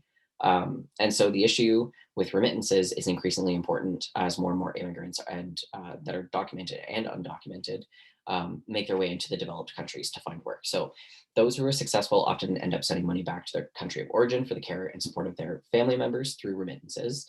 And while they're usually poorly paid by the standards of developed countries, so if you're, for example, um, a migrant worker that's helping with the harvest in Canada, you're going to be paid not great by our standards. So we usually don't like to do that work, which is why it's available for immigrants to come in and do that work part time. But it's better pay than the standards of their country of origin. So they're aware that their absence is making it harder on their family members to left behind to survive, but the remittances are providing some income to them. And remittances have become an increasing reality and of increasing importance to developing countries. The World Bank estimated that in 2019, remittances were over $550 billion, so over 3 times the size of the global aid budgets. And so um, that's a significant amount of money going to these countries to be flowing in their economies instead of the economies where the immigrants are working. But as noted below and above and all throughout this semester, significantly dropped because of COVID and its economic fallout. So in some countries in the South, the remittances contribute a substantial proportion of the GDP, like 37% in Haiti. And remittances are most likely to go to India, to China, Mexico, the Philippines, and Egypt. There's also diaspora. So the term diaspora has a long and specific history, and it's come to be adopted by various groups. But it's most associated with the dispersion of the Jews to many places in the world, both in the years before and after the birth of Christ. So when the Jews were moving out of Jerusalem and out of Judea and out of Babylonia, they were being chased all over by the Romans, basically. Basically forced to move into different locations. And so in recent years, the term has also been broadened to include dispersion, dislocation, and deterritorialization of any population. Most frequently, the diaspora involves large-scale dispersal of any religious, ethnic, racial, or national group. So in addition to the Jews, there are other diasporas, including Lebanese, Palestinians, Armenians, and also Africans in the slave trade, which we'll get into, I believe, next lecture. So that's another important term. So the use of the term diaspora has expanded within the process of globalization, and there are not only more diasporas, but more people describing themselves and seeing their relationship within a diaspora. And so it's become so common to be used that scholars have actually used it as diasporization of the world. And so it shares with globalization the process of shrinking in disembeddedness of time and space, of globalization, instantaneous communication, reshaping of geography, and spatialization of the social world. So while diasporas were relatively unusual in a world dominated by powerful nation states and territories, they've kind of proliferated with the decline of the nation state and deterritorialization. However, you also have new technologies that are playing an increasing role in diasporas, that it could be kind of argued that we're seeing this emergence of virtual diasporas.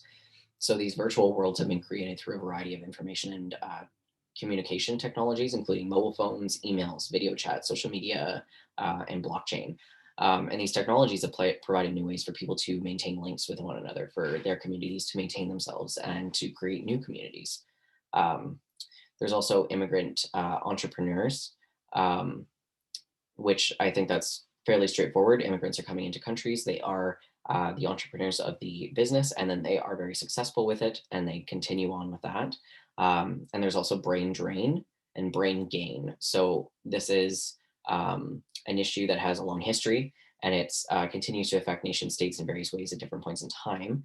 But it's basically the flow of people based on whether or not they're bringing in their intellectual capital through their advanced training and education, or leaving. So brain drain is when you leave a certain area with that intellect and that knowledge and training, and brain gain is when you come into that location and bring your skills with you. So I don't know if anybody has heard about that in the Northern Ontario sense, but in Northern Ontario compared to Southern Ontario, we see a lot of brain drain of university students moving to the South after being in the North. So students in the North get their degrees in the North, and then they have to go down South to find jobs. And so that leaves the Northern Ontario area kind of stuck without a lot of people that have those skills. And so you see a lot of concentration of those people in the Southern Ontario. And so you can take that with globalization as well and see that in an international sense. So hopefully that makes sense. There's a lot of movement as well with nations regaining well-trained personnel who have even more knowledge and training than when they left. So that is kind of seen as brain circulation. And so Taiwan is notable for that as a nation that's kind of lured back their better trained and more experienced personnel for its research and development centers, many of them who had previously left because there were better opportunities elsewhere. And there are a number of reasons to question the idea that brain drain has only negative consequences for the locale, losing its best trained and most skilled people. It's not the case that most of the world's migrants are doctors, engineers, physicists, and whatnot. So the people who are moving, and this loss of sending this to this locale might actually end up being beneficial, because they can perform various functions for sending to countries remittances and providing important networks, kind of networking across different areas. If you didn't move there, you wouldn't have that connection. The ability of highly trained individuals emigrating can also lead others in the sending countries to acquire advanced education and strengthen that education system at home. There's also a morale argument there. So it's kind of immoral to try and prevent people with those skills, indeed anyone, from migrating. So there's a lot of people who say that whatever the costs back home, it's immoral to prevent them from leaving if they want to. On the other side, you've also got forced migration. So you've got refugees and asylum seekers who are compelled to leave their home countries. Refugees are forced to flee for their safety, and they usually move in large numbers, either because of war, environmental catastrophe, anything that pushes people out. Whereas asylum seekers are trying to remain in their countries, but they're unable to for various reasons, including political reasons or safety reasons if they're a target. Like, for example, I'm going to go into sexual orientation in the world, and we've already kind of talked about that, where it's illegal in some areas to be a certain gender, a certain sexuality, so they flee for their lives. There are also family reunification migrants who are individuals who had family ties across borders. And this type of migrant often seeks to reunite with migrants that have moved for economic reasons and to fit into one of the categories above. So they both draw on the existing networks and that reconfiguring those networks through migration. And finally, there's also return migrants who are, after spending time in their destination country, they go back to their home country. So despite all this, our ability to discuss migrants and migration as well as human trafficking is kind of hampered by the fact that there are great difficulties in tracking population flows. So most countries don't collect this kind of data. Countries that do collect the data don't always report it to international agencies, and population flows are defined differently in different countries. So there's differences between the permanency of a move, the residency period required for migrant status. Very few countries keep track of their expatriates. And there's also a lot of difficulties in keeping tab on undocumented migrants and survivors of human trafficking. So you have to keep that information in mind and these limitations on the data when you're discussing migration. But unlike anything else in the modern world, trade, finance, investment, anything, restrictions on migration, especially labor migration, has not been liberalized. So there's obviously the major exception is the European Union, which has sparked a lot of controversy with Brexit and the rise of populist leaders. But elsewhere in the world, restrictions on migration in place. So how do we explain this anomaly? So for one thing, in order to prosper economically, nations have to keep their labor that they need, both highly skilled paper workers, professionals, and masses of low-paid, semi-skilled, and unskilled workers. So if nations routinely lost large numbers of these workers, then they're going to have an inability to compete in the global marketplace, and their economy would suffer. You also have the concern over terrorism in a lot of parts of the world, especially in the United States and in European nations, which has served to reinforce and increase the restrictions on migration. And that's very clear in the immense difficulties involving migration to the US today. This difficulty has been extended to people who are traveling on business, to students trying to study in the US, even those who are tourists who now often find that the process of clearing border control in the US is like burdensome and can sometimes be offensive. There's also this concern about barriers and difficulties that will cause people to take their business elsewhere and take the best students to study in other countries. You've also got the influx of large numbers of migrants into another country that has led to conflict in various types, especially in the US and the EU. And obviously we've got COVID again, as nations are closing their borders to flows of people, less so now, but in the beginning of the pandemic, you had global migration come to pretty much a standstill. There was no movement. Nations were placing restrictions on who could enter the country. Transportation systems, including airplanes, were shut down or like very limited. Economies were, shutting down completely, and a lot of the draw to migrants is no longer available. So some of these migrants tried to return home, but they couldn't leave. Even 6 months into the pandemic, at least 3 million international migrants remain stranded. And so that's a huge number of people that are trying to move and they can't. And while the attention has been devoted a lot to barriers in movement of migrants, it's important to note that barriers have been reduced in terms of movement between countries before the pandemic, of course.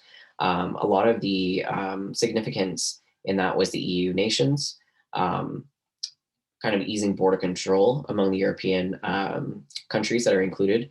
In the case of NAFTA, some restrictions on movement have been eased between the US, Canada, and Mexico. Um, Sorry, now it's the USMCA, but it was NAFTA. Um, while other barriers kind of stay in and in effect have been strengthened and increased, hence the build the wall. Um, and a lot of these barriers, they're created by nation states. So it's clear that there are a product of the Westphalian era that we talked about previously. There's this preeminence of the nation state, and prior to this era, people were moving in geographic space pretty freely. But with the rise of the nation state, we see a lot of control on movement to limit it. Um,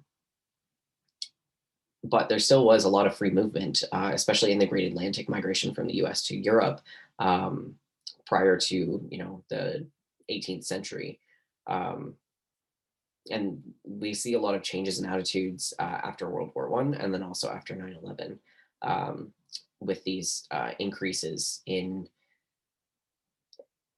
this fear over migrants and what they're going to do and what the purpose is. Whereas most people who are doing any kind of migrating are trying to do it to better themselves rather than do it for hurting anybody. But based on the authoritarian and populism and immigration, we have a lot of backlash that's happened. So there are a lot of examples that demonstrate this backlash to immigration flows, especially with undocumented immigration. And this backlash has given rise to authoritarian populists that promise to, cut down immigration and restore the national boundaries and the national culture.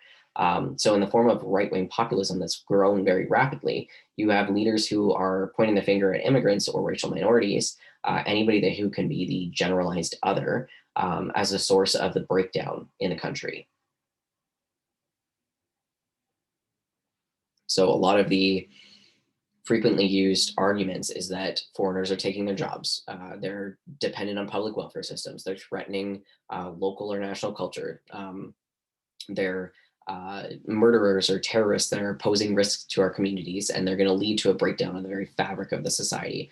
And they also frame undocumented immigrants or all immigrants as quote unquote illegal, which is stigmatizing them as dangerous criminals. And such, the people that have been taken advantage of or ripped off are everybody in the US or wherever that host country is talking about all of this. So, this authoritarian populism tends to emphasize these three factors in response to these threats. So, first, there's this urgent need for security to restore the order against these threats. And once in power, the political leaders often circumvent the democratic processes and work to strip power away from their opponents. Second, there's this value placed on conformity to prevent conventional traditions to guard the way of life. And third, populist leaders are emphasizing this need for loyal obedience towards these strong champions who protect the group. So they seek to rally people to stop these global flows of people and prioritize the nation. So this is Trump's America First policy, which they can then claim can only happen through the populist candidate. Um, Indeed, there's a lot of research that shows this anti-immigrant attitude and this perceived cultural threat of foreigners being strong predictors of voting support for radical right parties. But this research also shows that there's support that's deeper than anti-immigrant sentiment or xenophobia. Rather, it's linked with broadly ranging socially conservative values, which include the rejection of diverse lifestyles, political views and norms of outgroups that are perceived as violating conventional norms and traditional customs are bad, and this rejection of the others. So you have feelings of homophobia, misogyny, xenophobia, racism, anything that is different from you, you're scared of it and you don't want it. So for a lot of supporters of nationalist populism, there's this genuine concern for society changing around them. And some might find it very disturbing to see a significant influx of people from other cultures, especially dramatic increases in the number of these people that are coming in contact with on a daily basis. And so it's difficult for these immigrants to integrate into the larger culture. And some might not want to because they see that they're not, wanted in that section of the world. So when Northerners say that they don't want to allow them to integrate, then the people that are immigrating in don't want to be included, and then there just becomes more of a fight between them. There's more conflict. And so this leads to this kind of exaggeration of the threat of immigrants, which is very much exploited by populist politicians. So if people are often misperceiving how many immigrants are actually in their country, then you're going to be more scared of them. So in a recent survey, um, Italians believe that their country was made up of 27% migrants, but it's only 10%. The French believe 29% of their country was immigrants, but it's closer to 12%. People also tended to believe that immigrants are far more likely to be unemployed and take public resources. Germans believed that about 40% of migrants were unemployed, but the actual number is less than 8%. Swedes assumed the same thing, 40% of unemployment when it's less than 16%. So, contrary to characterizations of immigrants as dangerous criminals, studies are showing that they're also not likely to commit crimes. They're less likely to commit crimes, like significantly less likely to commit crimes than the people who are native born in that country. And people are far more responsive to emotional appeals than factual claims when they're forming their views about immigration. So, experiments have shown that when people were given statistical information about immigrant populations, they tended to be less supportive of helping immigrants. So it appears that simply priming them to think about the issues reduces their support. And so authoritarian populists have kind of harnessed these fears to draw border support and promote nationalist policies.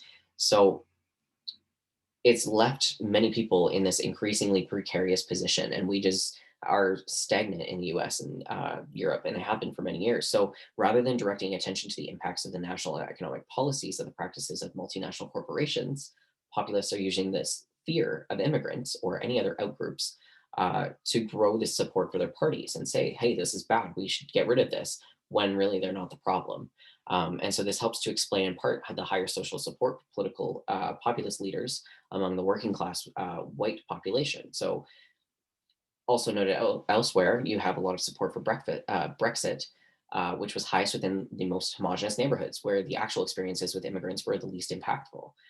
Many immigrants can't vote as well, and so they're also a safer group to target because they can't fight back on that. So immigration has been exploited then to build this populist support and encourage nationalist policies, including border walls, Brexit, and withdrawing from international cooperation with other countries. And so a number of arguments have been made against the various roadblocks that have been erected in the past of paths of immigrants.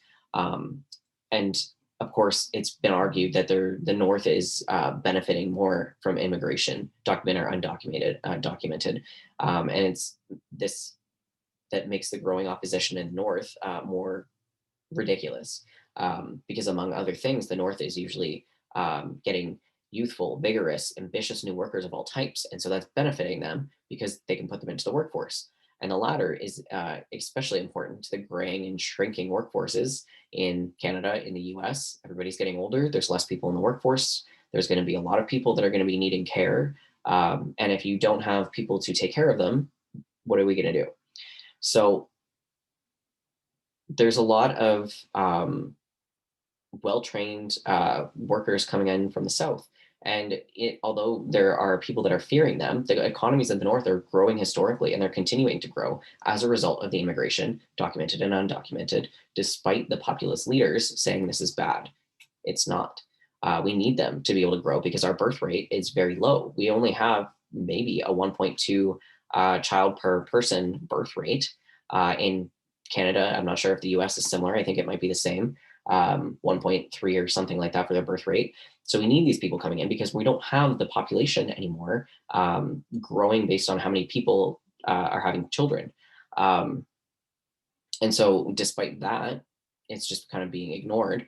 But there's a lot of economic concerns around the working class within the developed North. And so the less skilled workers in the North are the ones who are seeing their jobs being threatened or decrease in pay as a result from competition from the immigrants. And this fear is being heightened by increasing unemployment rates. However, there's also evidence that the decline in pay traceable to immigration is relatively small, and then over time, wages will recover. There's also job creation that occurs as a result of immigration because employers move in to take advantage of their low wages and their distinctive skills, et cetera.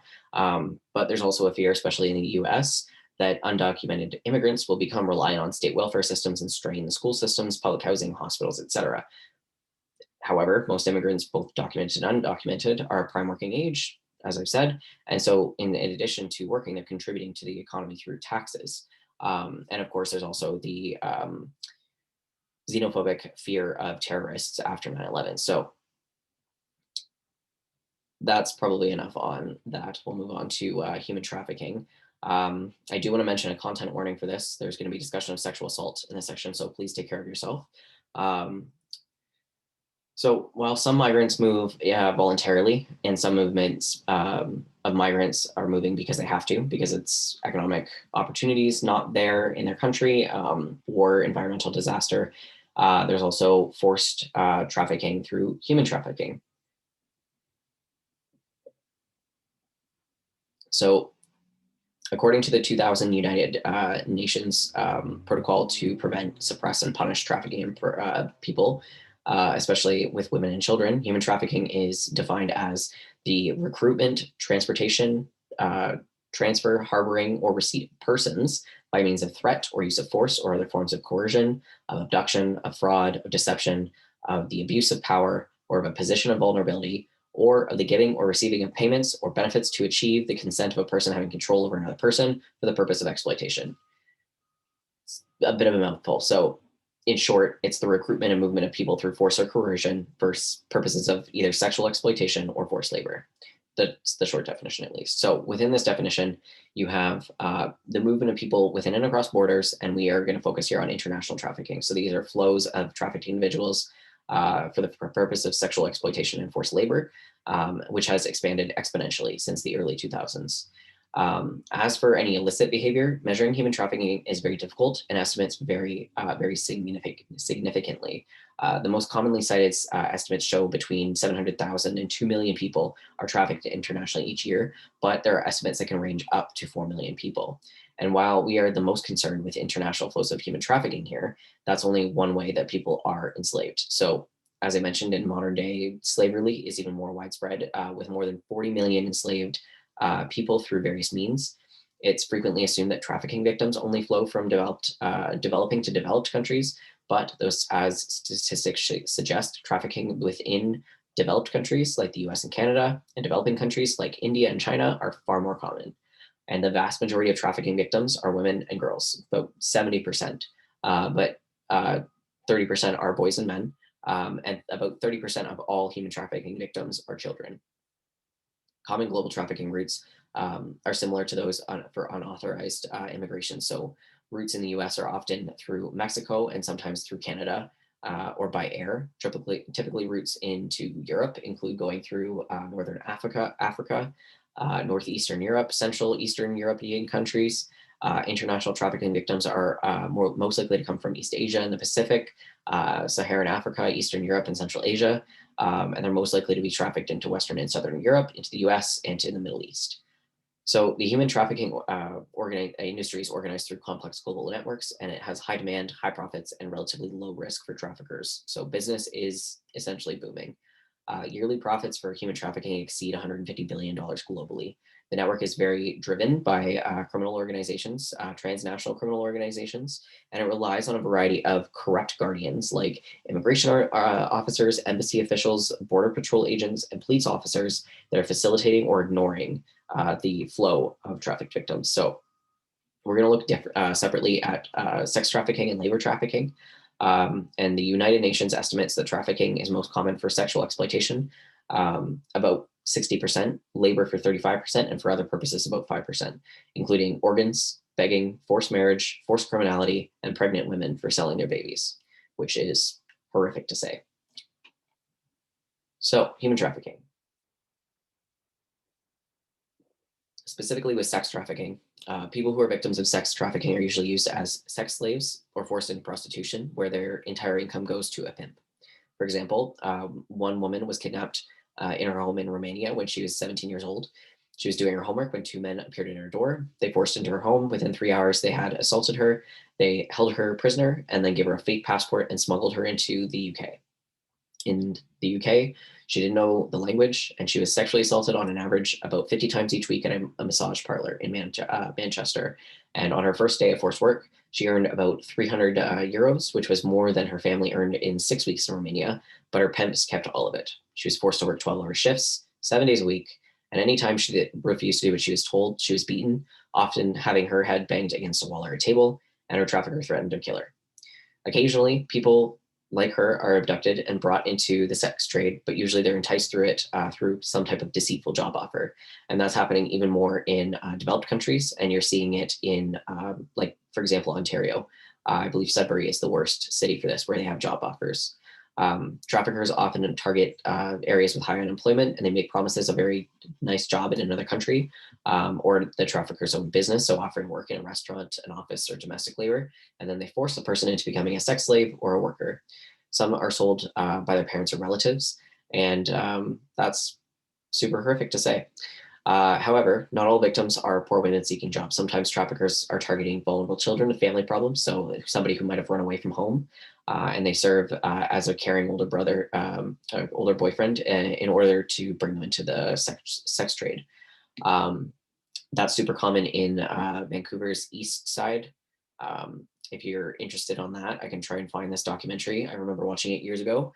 But the youngest sex trafficked victim was 12 years old on the Vancouver east side, and she was regularly soliciting clients, and people wouldn't care that she was 12. They didn't care what age any of them were, illegal or not. They just wanted to have sex, which is very sad. So once these women and men and girls and boys have their passports at their destination, they have their passports confiscated. They're told that they have to take work to be paying off a considerable debt. For example, women are taken in Southeast Asia and trafficked into the U.S., Canada, or Japan for sex work, and they have average debts of $25,000 or $30,000. And so these women are trafficked within a smaller region that have smaller debts, but these sex services totaling the debts are not a guarantee of freedom. Instead, traffickers are usually charging fees for room and board, medical fees, behavior violations, or they might actually just sell them to another trafficker as soon as they're done, as soon as they've claimed how much they think that they can get out of them. So in addition to controlling women through these debts or withholding their identification documents, traffickers usually use physical and sexual abuse to keep women in control. They have guards watching over them. They threaten to use their violence against family back home. So their living conditions are terrible. They have work expectations that are extreme. They're providing sexual services for 25 to 30 men a day, and they're exposed to very high rates of sexually transmitted infections. Labor trafficking also involves various degrees of exploitations where workers are basically in conditions of slavery, receiving no wage, no time off, physical abuse, and poor living conditions. Some types of migrants are just have been described earlier, especially the low-skilled temporary irregular market migrants, and they're typically vulnerable to forced labor conditions. So these forced labor conditions occur in somebody's home country for production in global commodity chains. So they're in factories producing laptops, computers, cell phones, clothes, all of these different things. So the iPhone, that's forced labor. They're making a pittance off of their money, and it's basically slavery.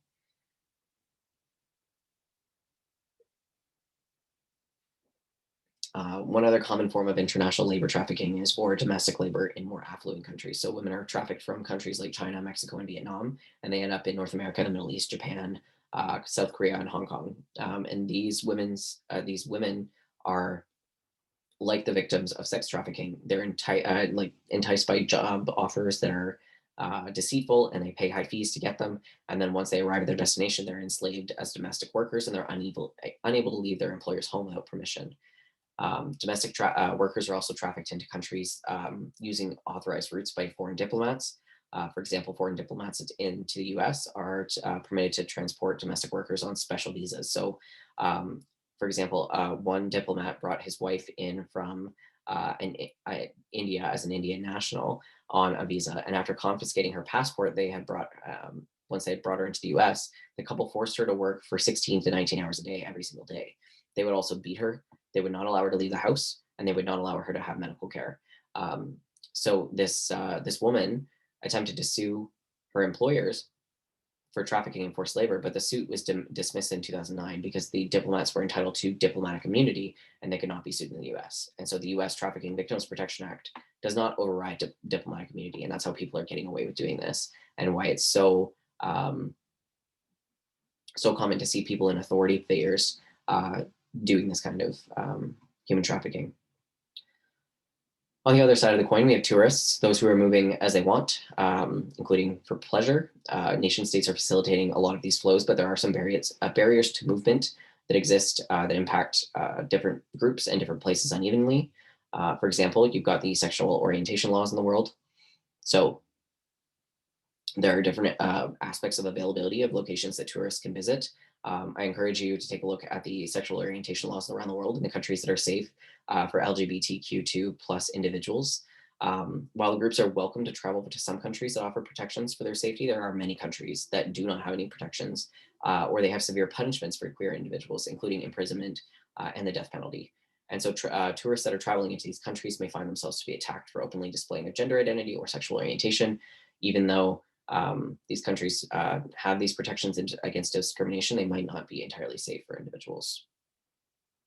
So it's also important to remember that tourism is not necessarily global in scale. There have been global tourists for a long time, and far more people are tourists today on a global scale. And a key factor is the rise of the passenger jet, airplane, air travel, whatever you want to call it, more recently.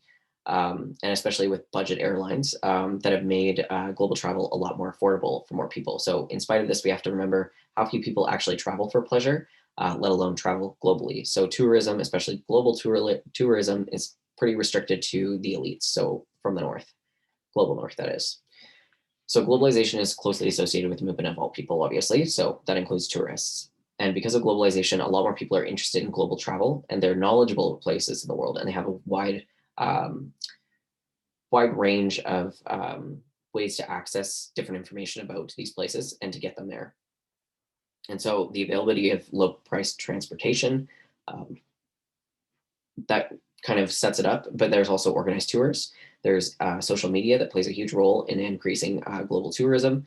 And as a result, what used to be thought of as something that's remote and unlikely for location, to have people come in as tourists, those are now being negatively impacted by increased flows of tourists. So, for example, many forms of tourism to different landscapes have unintended impact on harming the environment. So in contrast to conventional tourism, ecotourism involves efforts to kind of allow tourists to engage with the natural environments, but do little or no harm to them. And a lot of nations are seeking to encourage ecotourism. But the contradiction is that the more it succeeds, the more tourists will be drawn to these natural environments. So no matter how much care is taken, these large number of tourists are likely going to do some harm to the environment. Um, there's also ethnotourism, which involves efforts to experience the way other people live, especially people that are very different from the tourists. So, for example, you might go to Malaysia and see how Malaysians are living compared to the US. That's going to be very different. Their culture is very different, and they're also a country that is developing. So they're going to have cheaper food. They're going to have cheaper activities to do as a tourist compared to what you would be doing in the States. And there's also adventure tourism, which allows trips to remote, difficult natural environments. So the point of it is within the adventure and not necessarily to see natural sites or people. And there are also other forms of niche tourism, like those that focus on food or wine, interests of people, like a pride type of tour about queer history, war, heritage, any of those kinds of things.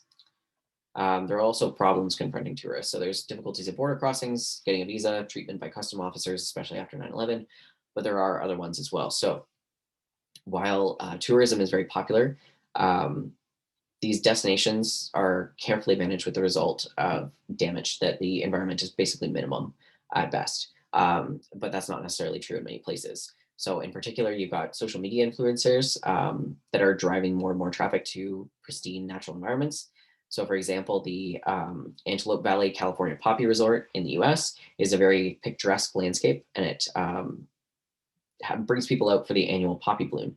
And now people each year, so social media influencers specifically, are laying in the poppies for photos, holding Campbell soup cans and wearing fashionable brands or eating M&Ms. And these problems in the ecosystem now is that you have been introducing something that is not supposed to be in the soil into the soil where the poppies are growing, which is highly fragile. And this foot traffic is destroying segments of these reserves in this resort.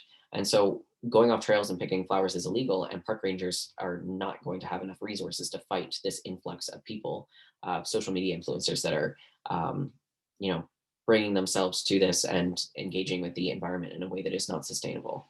There are also cultural sites that have become increasingly threatened by growing tourism. Um, the example that Ritzer gives is the Angkor Wat, traceable to the 9th and 10th centuries in Cambodia, where it was impossible for reach for tourists for many years because of warfare. But in recent years, these tourists have returned, and over 2.2 million tourists visited in 2019, which is 13 times the number that came in 2000. And so this is the largest tourist attraction in Cambodia, and by a wide margin. So its appeal brings in a lot of income, but at the cost of preservation, restoration, and study of the sites. So this mass of tourists are also beginning to damage the temples, including damage to the stone path leading to them, and to statues and carvings in the temples. There's graffiti sprayed on the walls that are adjacent to the sandstone carvings, and the Cambodian government would like to do a better job of protecting these temples, but it doesn't have the money to do it. So contradictorily, the government has embarked on a campaign to bring more tourists to the area through sound and light shows that are being added, and tourist groups that have been granted the right to hold banquets on the grounds. And predictably, a local tourist and preservation officials said that it's become somewhat of a cultural Disneyland. So while that might not be a specific problem confronting tourists in the sense of you can't travel, it's going to eventually stop people from being able to um, exist within these sections of the world. That was a lot of information. Apologies. Here's a summary slide. I'll let you read it. You don't need to hear me more of my talking today. This week, you've got your quiz due. It's available Monday to Friday, February 14th to February 18th. Has to be finished before Friday at midnight on Blackboard. If it's not, you don't get an extension. Anything that is completed, and that's your grade. So make sure you get that done. You've also got the midterm paper that's due next Saturday, February 26th at midnight on Blackboard. Both the quiz and the midterm requirements are on Blackboard, so feel free to go look at those in the assignment tab. And also a reminder, reading week is next week, so no class. Use your time to complete the midterm paper, and I will see you in 2 weeks.